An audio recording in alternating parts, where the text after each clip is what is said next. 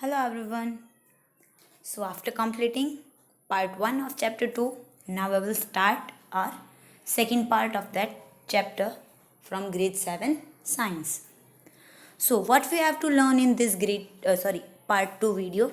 So in this video we have to learn nutrition in ruminants. Already we learned nutrition in animals, or else you can say nutrition in human beings in our part 1 video. So here we talk about nutrition in ruminants. So first of all you may have a question that what is ruminant? What are they? So they are nothing else but a type of animal which eating grass. That means the grass eating animals is known as ruminant.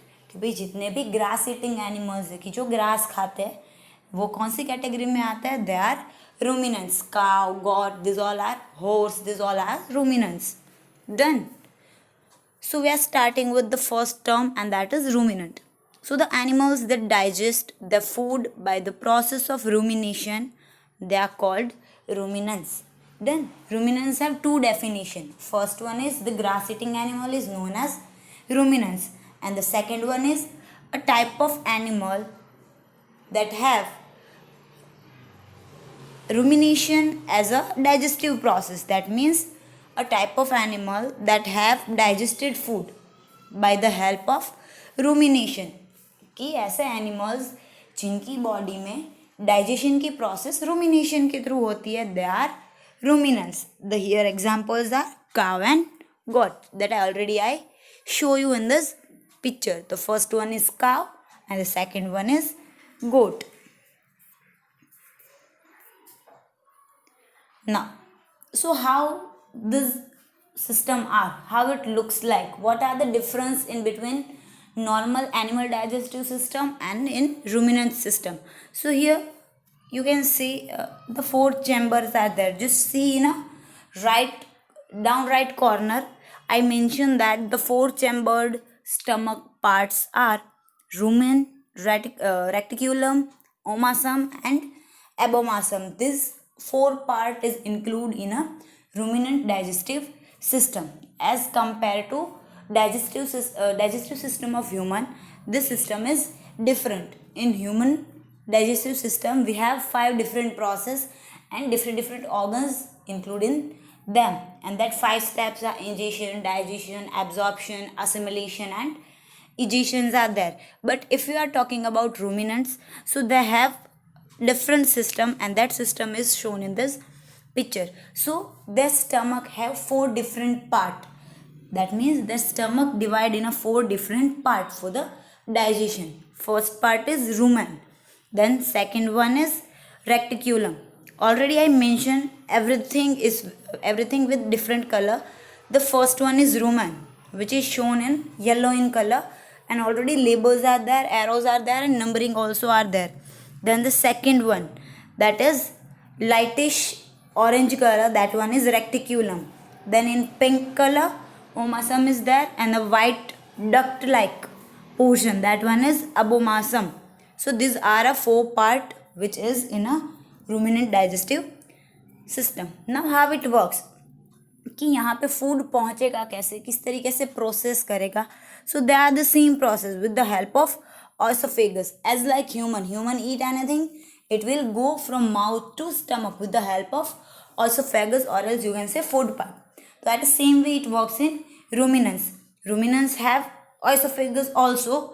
So after getting food from mouth, it will reach in stomach with the help of esophagus, and then small intestine, large intestines are there, the excretion system are there. Done. So now we will learn the theory portion. So what is the theory portion? So the ruminant have an outstanding feature as a part of the digestive process. So that means if we are talking about ruminants, so they have a outstanding features in a digestive process, कि भी उनकी digestive process के अंदर बहुत सारी नई चीज़ें हैं, that one is a unique things. So what are they and what are their key feature? So the first one is they don't have to digest everything that they eat immediately. Like human beings, हमसे compare करो तो हमें क्या होता है, हम जो भी फूड खाते हैं we immediately chew it in our mouth, and after हम सारा फूड क्या कर लेते हैं, चू कर लेते हैं माउथ में, and then that food will go in a stomach and the further digestion will complete in stomach. But ruminants have different system that don't have to digest everything that they eat immediately. कि उनका क्या होता है, हमारा जैसा नहीं है कि जो भी खाया है वो तुरंत के तुरंत डाइजेस्ट करना है, ऐसा कुछ ज़रूरी नहीं है. अब तो क्या होगा, दे don't eat the food immediately, they swallow it and store it in a rumen. कि अब रूमिनेंट्स में होगा क्या, तो क्या करेंगे, उनको जब भी फूड मिलेगा, वो ह्यूमन बींग्स तो है नहीं कि उनको 3 टाइम पे रोज़ टाइम टू टाइम खाना मिल जाएगा. दे आर एनिमल्स, शहरी में गली में कहीं पे घूमते रहते, तो उनको कब फूड मिलेगा कब नहीं मिलेगा, that don't have any proper timing.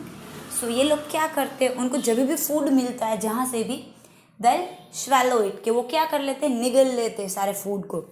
So they don't eat the food immediately, they swallow it and stored it in rumen. कि वो क्या करेंगे, फूड को swallow कर लेंगे और रूमिन के अंदर क्या कर लेंगे, स्टोर कर लेंगे. वो जो येलो कलर का पोर्शन देखा था ना, वापस से एक बार दिखा देती हूँ.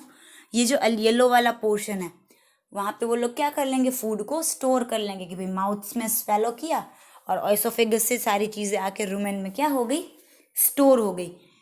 अब क्या होगा, so in the rumen the food becomes curd.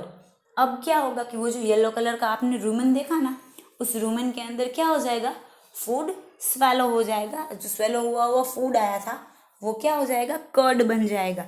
So now what is curd, curd is a slightly digested food is known as curd. मतलब जब उसने माउथ में लिया होगा तब उसने थोड़ा सा उसको क्या किया होगा, च्यू किया होगा, और वो थोड़ा सा फूड क्या हो गया होगा, सॉफ्ट हो गया सलाइवा की वजह से. तो ये जो थोड़ा सा सॉफ्ट हुआ फूड है जो उनके रूमेन में स्टोर्ड हुआ है, उस फूड को क्या बोला जाता है, कर्ड बोला जाता है. Later when the ruminant is idle, the curd is brought to the mouth in small lumps and the animal chews it. अब क्या होगा कि उनको जब खाना मिला था तब उसने क्या किया, सारी कुछ चीज़ें स्वेलो कर ली और रूमेन के अंदर क्या कर ली, स्टोर करके रख दी. अब क्या होगा कि जितनी नीड थी उतना खा लिया, बट अब जब उनको खाना नहीं मिला होगा तब क्या होगा कि जब भी वो फ्री बैठे होंगे तो वो जो रूमेन में स्टोर किया हुआ फूड है वो रूमेन में से वापस क्या आएगा, माउथ के अंदर आएगा, और वहाँ से क्या होगा, फिर वो सारी चीज़ें वापस से च्यू होगी. इसीलिए आप बहुत सारे एनिमल्स को, जस्ट काऊ का ही एग्जाम्पल ले लो, बेस्ट एग्जाम्पल है. अब जब काऊ को रोटी दोगे ना, वो पूरी रोटी ऐसे ही मुंह में निगल लेगी और फिर चली भी जाएगी, और फिर कहीं पे बैठी होगी ना तो ऐसे बैठे बैठे अपना मुंह हिला रही होगी, बैठे बैठे च्यू कर रही होगी. तब उसको कोई फूड देने नहीं आया था, बट आपने पहले जो उसको फूड दिया था वो सारा फूड उसने क्या किया होगा, अपने रूमेन के अंदर स्टोर करके रखा है, और फिर जब वो फ्री होगी तब वापस से वो फूड क्या होगा, रूमेन से वापस आएगा माउथ में. अब वो कर्ड के फॉर्म में होगा. अब वो कर्ड के फॉर्म में जो फूड है वो सारा माउथ में वापस आएगा और वापस से वो क्या होगा, रीच्यू होगा. सो later when the rumen is idle, later when the ruminant is idle, the food is brought to the mouth in small lumps and the animal chews it. Already मैंने आपको समझाया कि वो फूड वापस आएगा और एनिमल क्या करेगा, उसको च्यू करेगा. This process is called rumination, and this process the food is coming back in mouth and redigested and rechew. This process is nothing else but rumination. Now you understand why these animals are referred as ruminant. तो अब आपको समझ में आ गया होगा, right, कि why they are known as ruminants, because they have rumination digestive system in them. Done, समझ में आया. Again I'll show you one diagram of cow's digestion system with the labeling arrows so you can get idea. Then, but after moving the cow's diagram, you have to learn some things that how the structure of digestive system of ruminant, कि उनका structure क्या होगा. So, grass is rich in cellulose which can't be digested by animal, which can't be digested by many organisms including animals. कि generally ये जो grass eating animals है, already we told that ruminants are grass eating animals. That means वो grass के अलावा कुछ और कम खाते हैं, या तो फिर वेजिटेबल सारी चीज़ें, सारी जो वेजिटेरियंस लोग खाते हैं, रोटी वगैरह ये सारी चीज़ें। बट मोस्टली उनका फूड प्रिकॉशंस क्या, फूड मेन क्या होता है, दैट इज़ ग्रास। सो ये ग्रास का डाइजेशन किस तरीके से होता है, तो ये जो ग्रास है they have cellulose in them, कि ग्रास के अंदर सेल्यूलोज बहुत ही ज़्यादा होता है, because grass is nothing else but a plant only.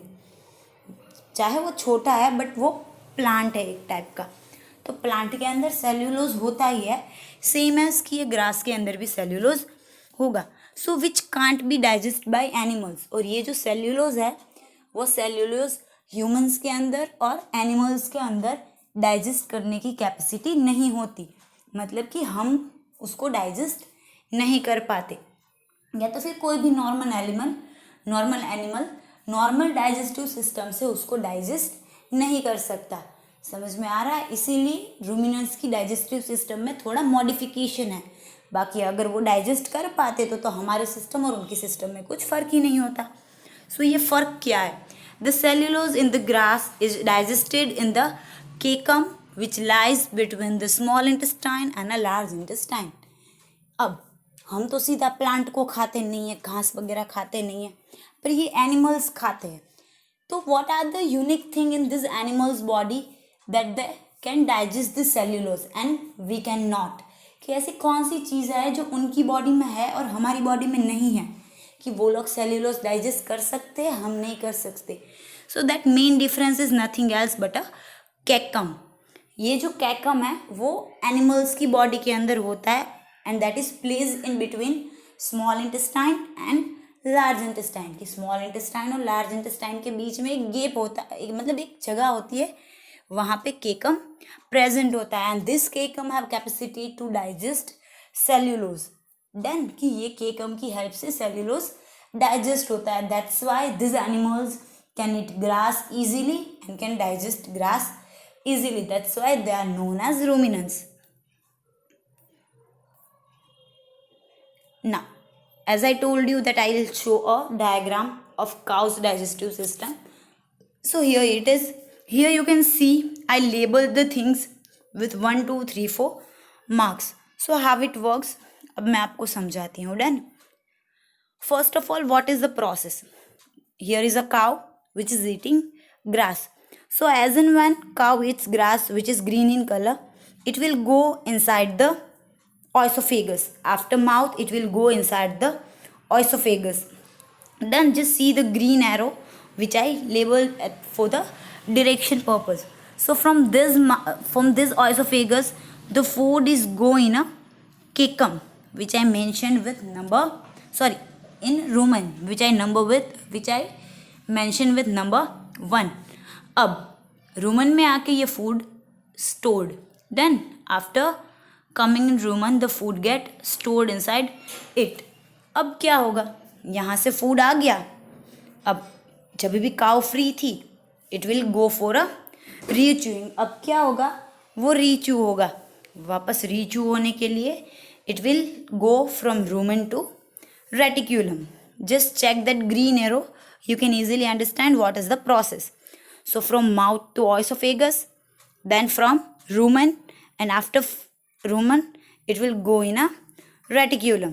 Then so after reticulum it will move back in a mouth for the original digestion process or else original chewing. Then so which is I show in a red in color, that means the red arrows come back in mouth and rechew. Then अब ये food रीच्यू हो गया, सो रीच्यू होने के बाद वो क्या हो जाएगा, वापस एनिमल की बॉडी के अंदर जाएगा। So which I marked with blue arrow.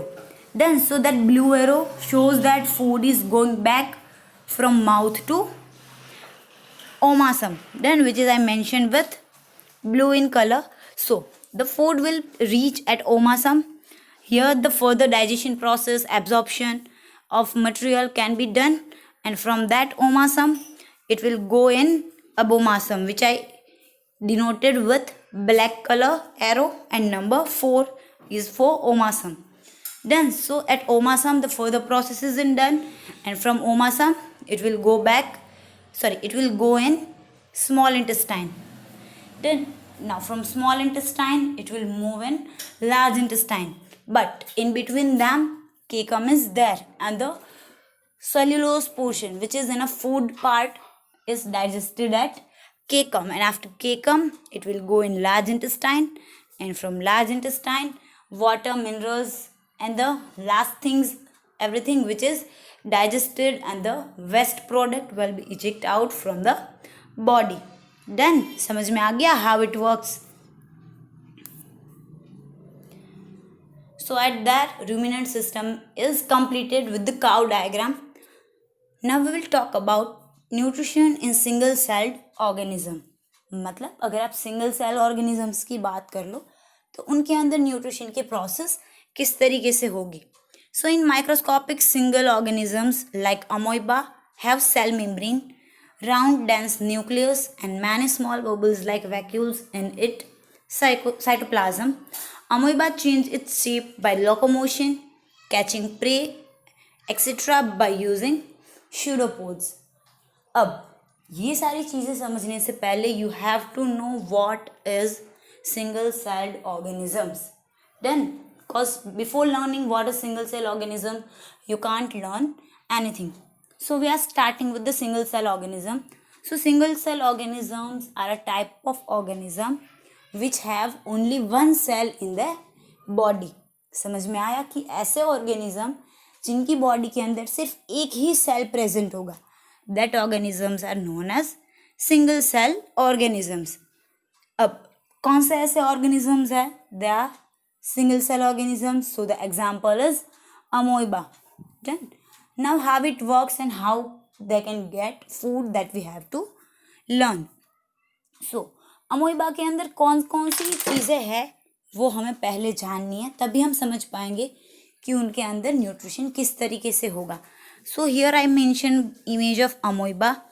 सो ये जितनी भी आपको एंडिंग्स दिख रही है that are the cell membrane, मतलब बॉडी की जितनी भी आउटर कवरिंग है, बाहर की सरफेस. जैसे हमारा घर है तो घर की जो वॉल है that wall is a cell membrane. तो एट द सेम वे इनकी जो बॉडी की जो आउटर लाइनिंग है that one is a cell membrane.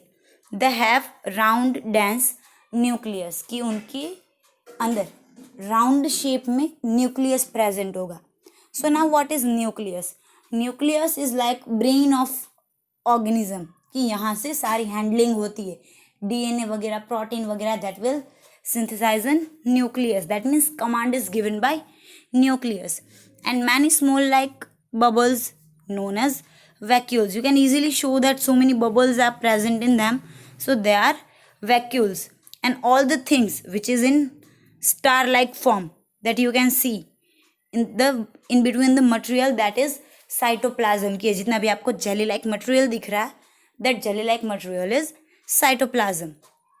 Done. So this one is the features of amoeba, that how amoeba are, that have cell membrane, they have round nucleus, they have vacuoles in them, and the jelly like material in them which is cytoplasm. जितना भी fluid है ये बीच में आपको दिख रहा है, that is cytoplasm. Now we shift how it will get food. Then कि अब वो food किस तरीके से लेगा उसके ऊपर जाते हैं. So amoeba does not have any specific size and shape. अगर आपको कोई अमोइबा ड्रॉ करने को बोले तो उनका कोई फिक्स साइज एंड शेप नहीं होता. जैसे भी मज़ा आए वैसे पेंसिल घुमा दो, it will a structure of amoeba. Then जैसे इसका भी कोई साइज शेप नहीं है तो वैसे आपको मज़ा आएगा, वैसे आप ड्रॉ कर लो, इट विल बी अमाइबा. सेंटर में सिर्फ एक गोल राउंड कर देना, वो न्यूक्लियस हो गया. तो इनका कोई शेप नहीं होता, इसीलिए इनकी मूवमेंट कैसे होती है? लोकोमोशन मूवमेंट होती है. दैट मीन्स कि वो इजीली कोई डायरेक्शन में जब भी मज़ा आए वैसे घूम सकते. एक साइड का हाथ कभी इस साइड लंबा होगा, कभी उस साइड लंबा हो जाएगा. दैट विल लोकोमोशन, कि इनके अंदर शेप फिक्स नहीं होता. अब ये अपना फूड किस तरीके से लेंगे? सो दे विल कैच प्रे. वो लोग क्या करते हैं? अपने फूड को पकड़ लेते हैं, एंगल्फ करते हैं with the help of pseudopodia. So now what is pseudopodia? Pseudopodia that means false feet of amoeba, कि भाई अमोइबा के पास पाँव नहीं होते जैसे हमारे पास है चलने फिरने के लिए. So amoeba have a false feet and that false feet is known as pseudopodia.